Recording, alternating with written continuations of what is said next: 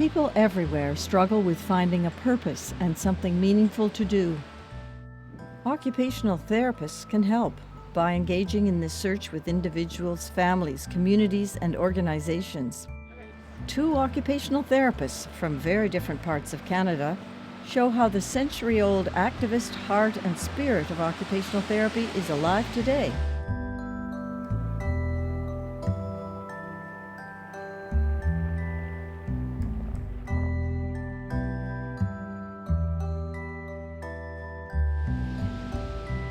Halifax is a major port city on Canada's east coast. The city's north end is a resource-challenged community with a complex history. Becky Marval practices occupational therapy here as part of the mobile outreach street health team known as MOSH. Becky has a vision of empowering people in the community to improve their own lives by learning through doing. The rhythm of Becky's practice is shaped to the daily rhythms of people who want help finding purpose and something meaningful to do. I might just come up to someone and say, "Hi, I'm Becky, how's it going? Can I sit down?" "Okay, sure. So what's going on? Anything bugging you today?" And then as they tell their story, I'll say, "You know what? Do you want to talk about this piece? Because I think I know something that might help you with that," without even telling them what occupational therapy is. Becky's street outreach team is part of a whole ecosystem of social support agencies in North End Halifax. This is the North End Community Health Centre, whom I work for, and we're well situated in the community. We're very close by to many of our partner organizations. For example, across the street we have the Methadone Clinic, Direction 180, and next door as well the Mi'kmaq Friendship Centre, whom we also have a good relationship with and actually had our first office with MOSH in that building. We also have a pharmacy who's very helpful. There's a number of other organizations further down the street, but we'll go take a look at those in a minute.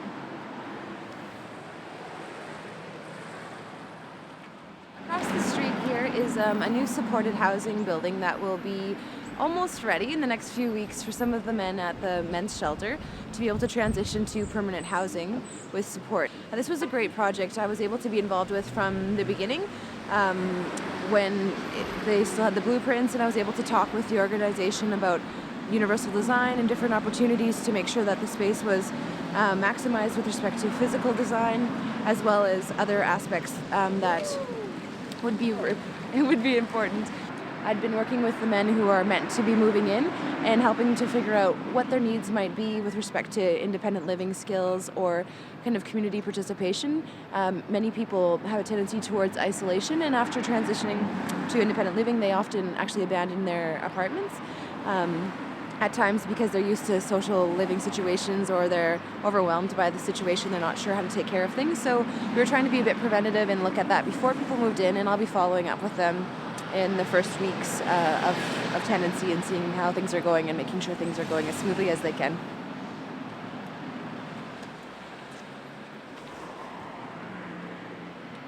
This is the coffee shop. I don't know if it has a real name. It's hard to see, it's closed right now, but every morning it's open, and a lot of people in the community come together and they really think they feel like this is their own place. It's not a place owned by an organization that they come to. This is a really important spot. They have developed a choir as well, and the choir is the pride of the community as well. They're really bringing people together. So this is a very important spot for our folks. As well in the neighborhood, this is some public housing, so seniors housing and adult family public housing are around us. So a number of our clients do live in this neighborhood. And on this side, we've got Halifax Housing Help, which is an organization meant to help people find housing and maintain it and prevent evictions as well. So we work with them at MOSH, and for example, I worked with them around eviction prevention for the lady who was dealing with hoarding, or other times we've worked with landlords about working with landlords to help their tenants to become evicted by doing tenant committees and things like that. The MOSH team has 4 nurses, some physician support, and Becky on a half-time contract as the team's sole occupational therapist. So here's one of the soup kitchens in Halifax. A lot of people would come here for a daily meal, and in Halifax there's a number of places that offer meals for free, but often there's only one available at any given time, so people have to travel throughout kind of North End Halifax, and there's some in the South End or a few in Dartmouth as well. So this is the shelter that will have the men moving into the new supported housing building that we were looking at earlier. So there's 19 men here who will be moving up in the next few weeks, and hopefully many more if we can keep looking for other housing opportunities for some of these folks. In 2010, nearly half of Canada's occupational therapists worked in hospitals. Becky's community development practice with MOSH is a far cry from the protected environment of hospitals. There are obviously precautions that community practitioners take in order to try to be safe. There is a higher level of risk than obviously in the hospital. So for example, we do carry blackberries. I never take my shoes off, for example. I usually have my coat on too. I'm ready to go. I know where the exits are. I'm closer to the exit than other people are. Becky's daily rhythm lacks the predictability of hospital routines. Instead, each day has a pattern that unfolds naturally in real-life situations to support community agencies as well as individuals. So I might start at the office, and then, I might head down the street to the women's shelter and do an assessment if they'd called me to say, okay, we've got someone here, we're looking at finding a place for them, but they have MS, and we're also seeing that they're not, taking care of themselves while they're here. We're not sure what's going on. We don't know what they need. We don't know if they can live independently. Can you help us out? So it's a big old question, and I get to go and chat with them and see if there's some willingness to get some assessment done. The common thread connecting Becky and other occupational therapists is engaging others to find purpose and something meaningful to do by learning through doing in graduated Just Right steps. At one point, I was helping somebody who was very, very, very dependent in all of their activities. They had other people in the community help them out with going to buy their monthly bus pass, to take the money out of the ATM every time they needed money, all sorts of things. They had very little confidence. This person was illiterate and just never thought that they could do anything, really. And so little by little over the number of months, and we're still working together, we're just taking on little projects. So the first was going to get the bus pass. And so literally after one accompanied event of really a very simple, talked through step by step, this is how we do it, and now at this point this is what you would say, and I kind of modeled it. The next time he did it. It was nothing. He just did it, and from ever since then he's been doing that. And so now that's one thing that he's proud of, and that got us to a point where now let's learn laundry. So it's little successes like that seem so insignificant, or for other people they think, oh well, I'll just do it for him. Beyond the details of daily life, Becky works with agencies and organizations. She has begun to engage with social entrepreneurs to develop economic opportunities suitable to the cultural and social conditions of Halifax's North End. Oh, and I also I need to talk to you about the cycling thing, because I have a young guy who wants to be a courier. To do the bike couriering? Yes. Oh. He's a unicyclist. Has had lots of the circus training, but he wants to be a courier. Okay. And he has lots of ADD and energy. Lots of energy to burn. Right now I'm working on exploring social enterprising as an opportunity for folks to get into work in a more real way. So it's more of a work-first model where we can meet someone, they're kind of ready to work, they just need a little bit of support or a lot of support, but what they don't need is 4 months of waiting and sitting in a classroom before looking for work, and there's not even a job necessarily out there. That's just not helpful.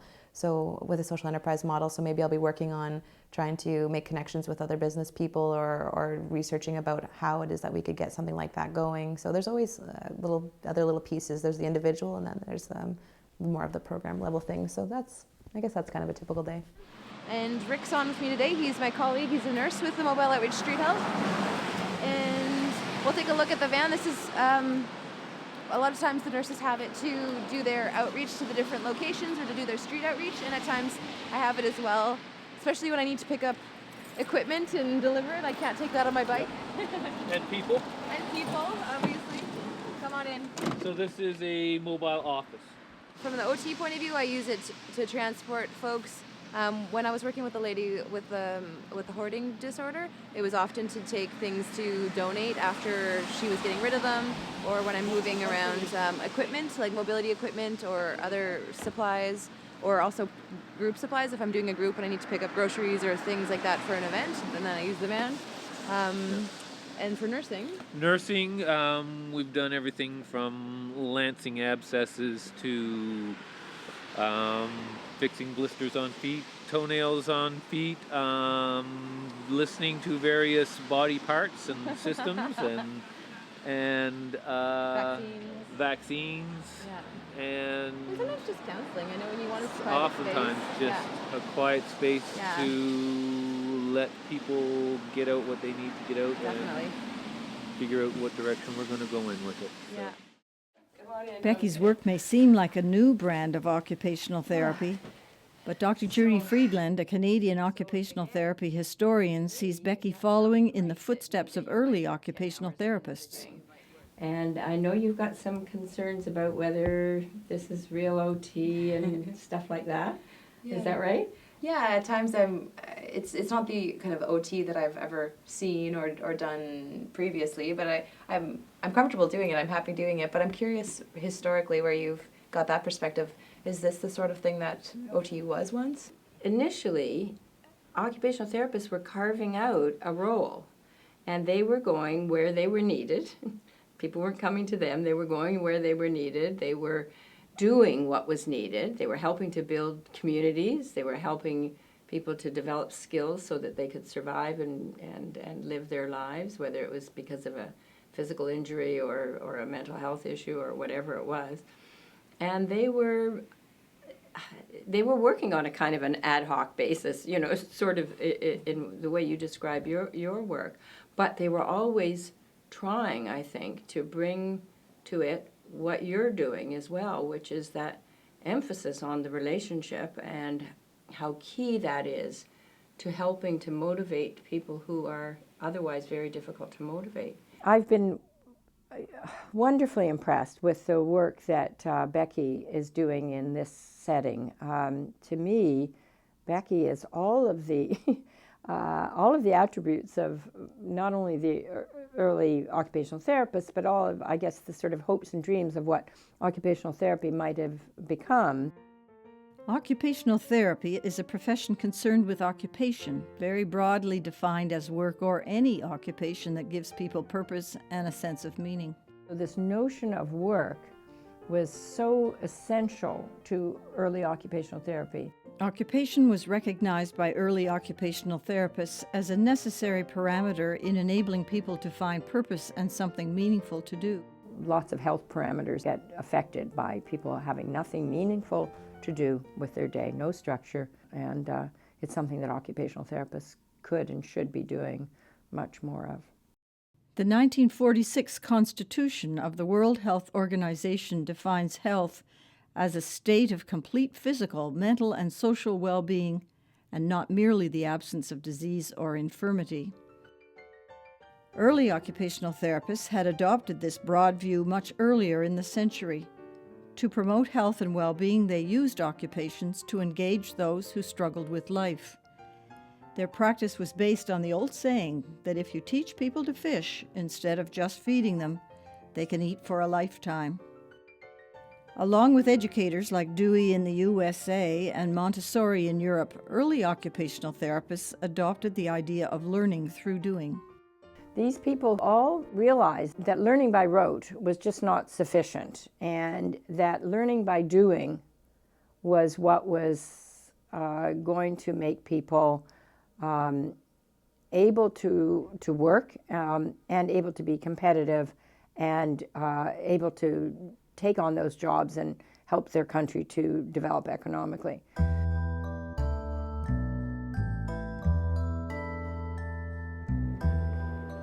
"2,000 kilometers north of Halifax is Iqaluit, the capital of Nunavut. Kathy McNeil practices occupational therapy as a manager with the territorial government. Kathy has a vision of connecting the silos of today's health, education, welfare, justice, and other systems.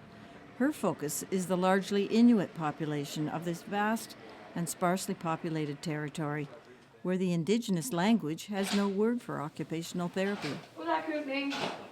OT in English is still hard to define. Like, do the things you want to do. That's pretty much the simplistic version of it.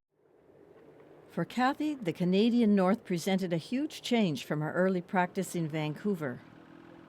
She saw visions of possibility in Nunavut where established approaches to occupational therapy would need to be adapted to geographic and cultural challenges.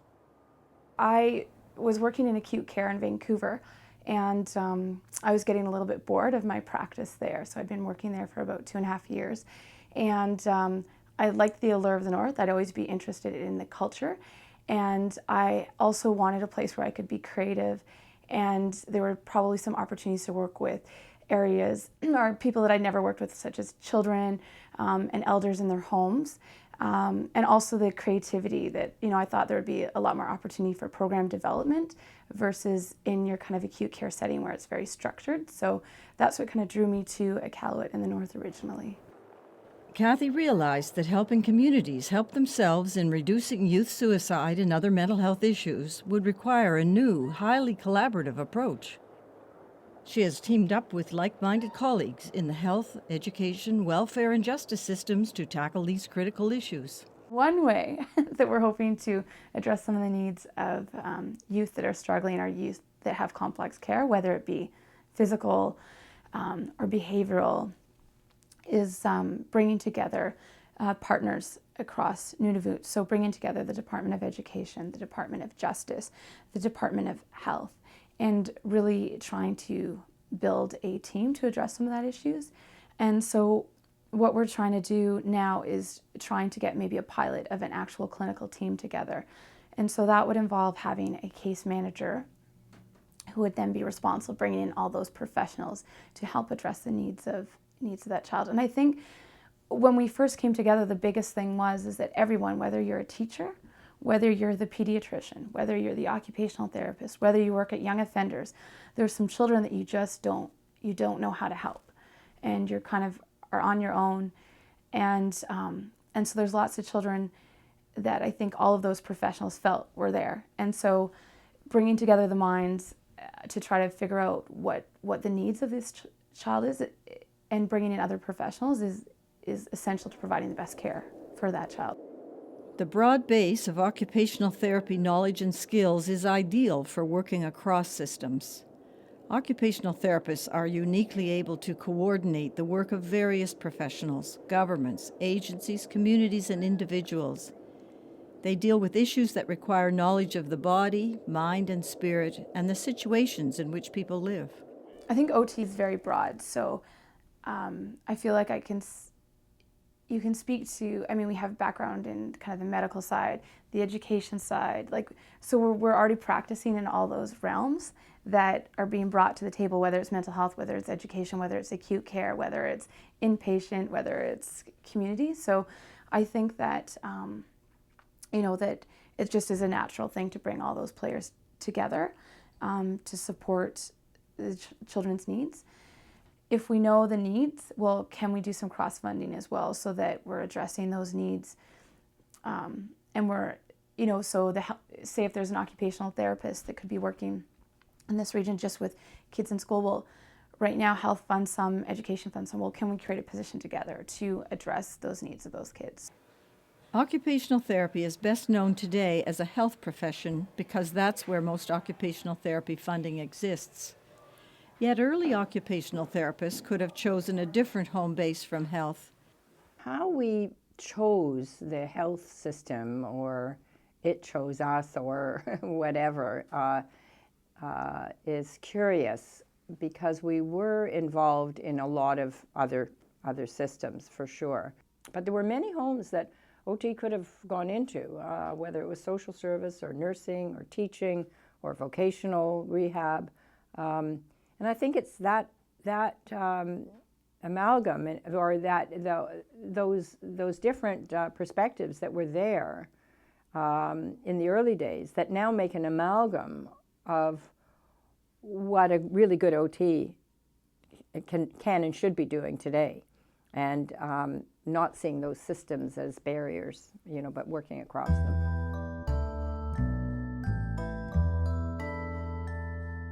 Instead of working in a hospital or other established setting, Becky has chosen to carve out a new niche with a street health team. I looked all around the world, and there wasn't a lot of people doing this sort of work, and if they were, it was a different setup. So there might have been an OT working in a specific shelter or with a specific program. But for me, it's a bit different because I work in a community and I work with 12, 15 organizations on a regular basis, all with different aims, purposes, cultures, clients. Becky dared to go into new, somewhat isolating territory where few occupational therapists have gone.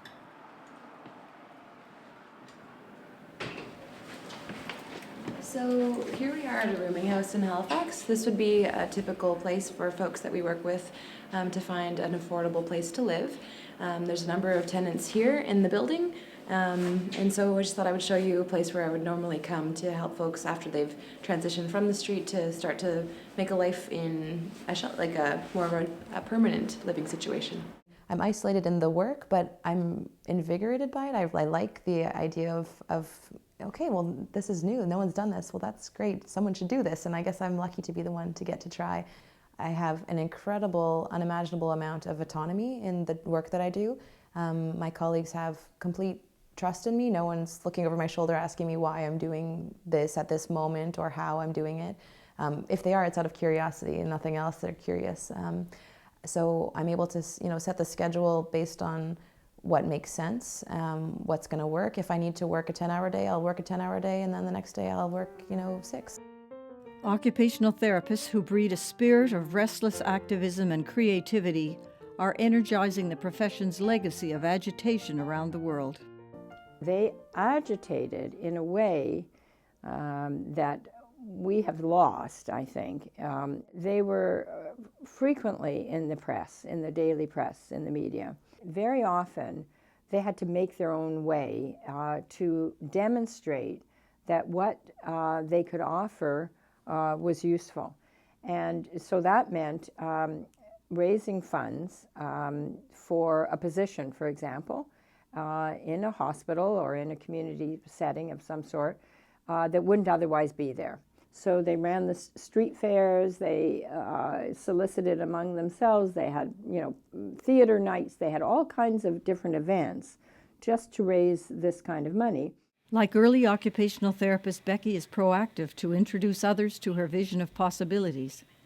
She engages people through doing, not only talking about what could be done. I had to kind of shake things up a little bit. I had to go and kind of get in people's faces, not in an aggressive way, but I had to be present. I had to show up at all the different places, introduce myself repeatedly, make myself known, email, call. So is there anyone that you can think of now? It's been a few weeks since I met you and we talked about OT. Is there anyone in the shelter now that you think could use it? And so again, a lot of just not sitting quietly in the background, but getting out there, doing different things like, making posters, having events that kind of reflect OT. So I would drop in to the shelters and do some activity-based group rather than sit and talk with people. I would be doing something, and then the staff would say, "Oh, what are you doing?" "Oh, I'm doing this, and this is because I'm trying to help people to, experience some leisure right now, or whatever it is, like just trying to promote myself in some different ways." The idea of including an occupational therapist in the MOSH team was not an obvious one. At first, the team and community didn't know what to make of Becky beyond what they knew of hospital-based occupational therapy. Her vision of possibilities and practical solutions has shown them new ways to promote street health. I got to add quickly that as a nurse, I didn't know that much about occupational therapy and really doubted Patty's choice initially as to how well occupational therapy was going to fit in with an outreach situation. Right, because originally it was going to be a social worker. Yeah, that was the original plan. I was so wrong. Occupational therapy fits in very, very well, especially in situations where I am seeing, the perfect definition for occupational therapy. There are guys who are lost and continue searching and continue finding not good choices because of a loss of occupation. And I couldn't put it any simpler than that, and I can't express enough how well occupational therapy has fit in this situation like this.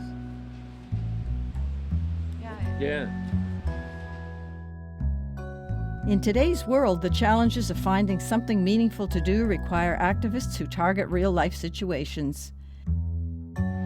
Becky and Kathy are proof that activist occupational therapy is alive and well today.